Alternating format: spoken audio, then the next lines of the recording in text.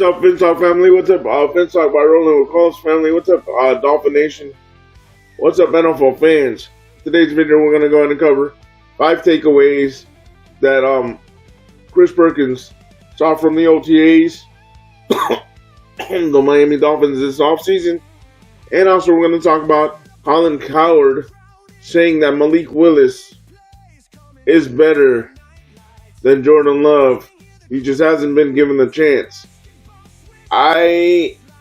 In my opinion, the jury's still out, but I'll let you listen to what he has to say. Colin Coward has had some hot takes, and he's missed a lot more than he's hit 100%.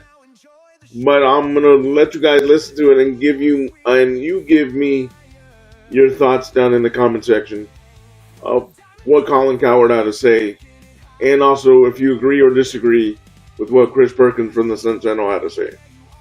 But before we go ahead and get started, at what historical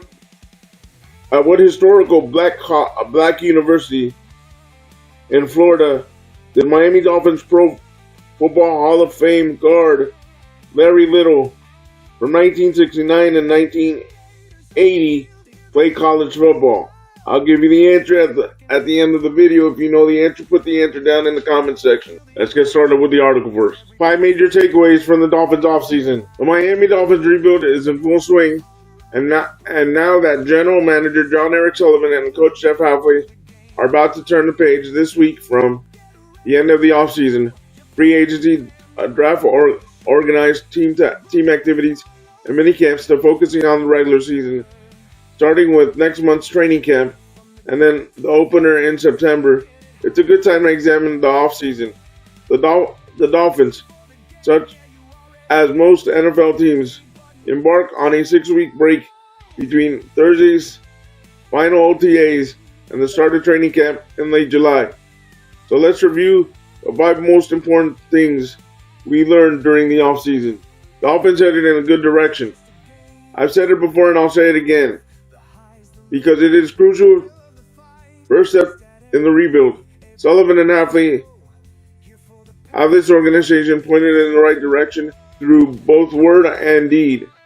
There's no guarantee that they'll deliver the franchise first playoff victory since 2000, or that either will still be held in high regard in, say, 2 or 3 years. But for now, among knowing that they want to build from inside out, knowing that they want to run the ball, knowing that they want to play strong defense, all the indications are that the emphasis is in the right areas.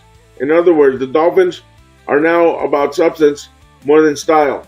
Hafley reminds one player of Belichick. Hafley is striking the right chord with players in the sense he reminds one of them game's all-time great coaches, Bill Belichick. Hafley said culture change and establishing a new standard are the 2 most important things he's done since being named head coach in January. What does that look like in practice? It's exacting.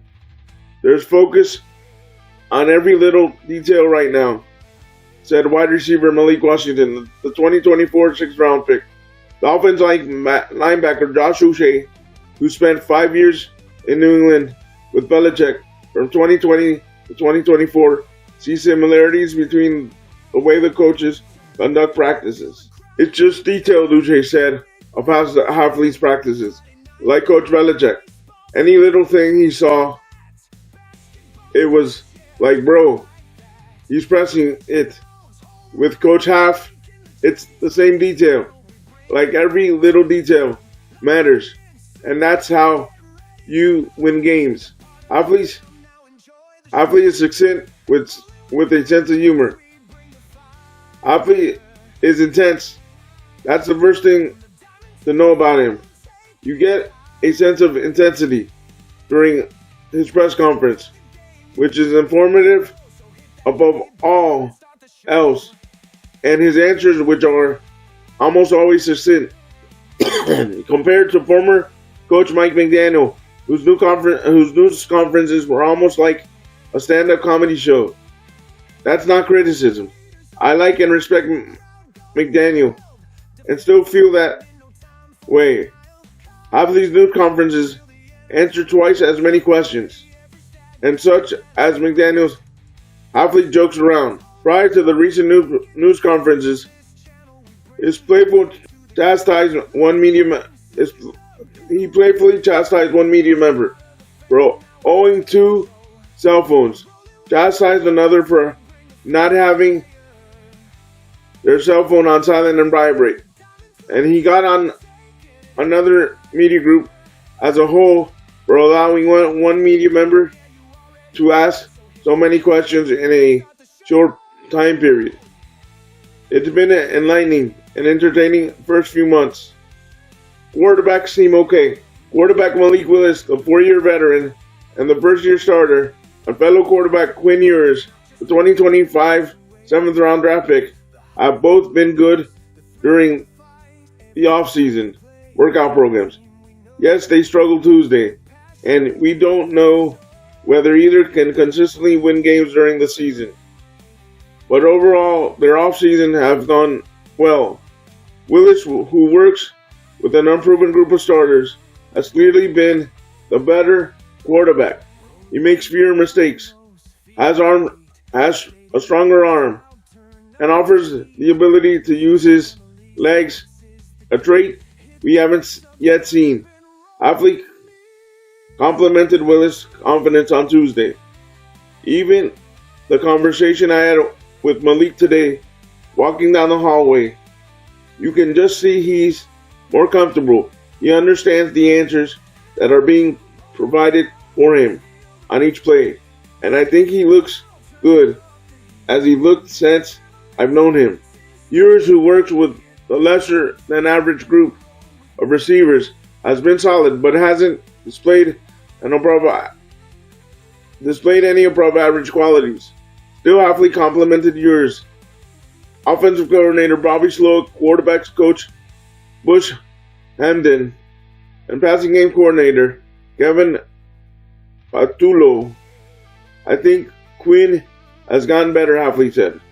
And I think Bobby and Bush and KP, they've all done a really nice job in the quarterback's room.